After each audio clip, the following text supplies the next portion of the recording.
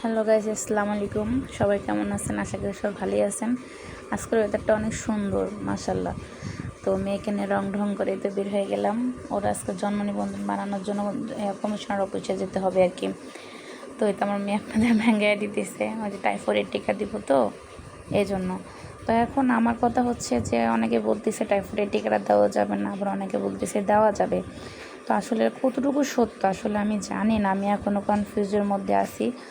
যদি আপনারা জেনে থাকেন অবশ্যই আমাকে একটু জানাবেন যে টাইফয়েডের টিকাটা দিলে আজও কোনো সমস্যা হবে কি না, এতটুকু আমাকে প্লিজ একটু কমেন্ট করে আপনারা জানাবেন।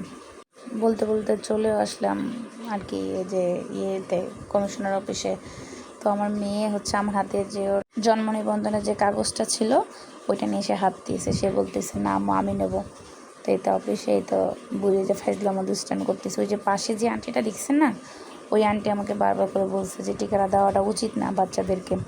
তো এখন আজও সত্যি কথা বলতে কি এখন আমি কী করবো, আমি নিজেই আমি এবার ডাক্তারের সাথেও কথা বলছিলাম, তারা বলছিল যে না দেওয়া যাবে, এখন বাকিটা আল্লাহ ভরসা দেখা যাক।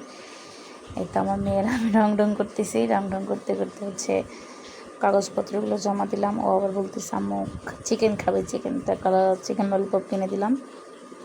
দেওয়ার পরে হচ্ছে যে ও খাচ্ছে। আমাদের দেশে তো জন্ম নিবন্ধন বানাতে গেলেও সাধারণত যে পরিমাণ ঝামেলা পড়তে হয়, এর কাছ থেকে ওর কাছে যাও, এর কাছ থেকে ওর কাছে যাও, কী যে এক অবস্থা। এই তো ওর খাওয়া দাওয়ার পরে যে হচ্ছে বাসায় আসার পথে ও বেলুন কিনছিল, বেলুন পরে আর এক ভাইয়ের সাথে দেখা হয়েছিল। তো বলতেছে মামা বেলুন ফুলিয়ে দাও, বেলুন ফুলিয়ে দাও। তো ওই ভাইয়াটা গিয়ে বেলুনটা ফুলাই দিল। তো যাই হোক বাসায় চলে আসলাম। বাসায় আসতে আসতে এখনও বলতেছে পিজা নিয়েছিলাম, তো এটা ভিডিও ফুটেজ নিতে মনে নেই। তো পিজা খাবে। তো যাই হোক সবাই ভালো থাকবেন, সুস্থ থাকবেন, আল্লাহ হাফেজ।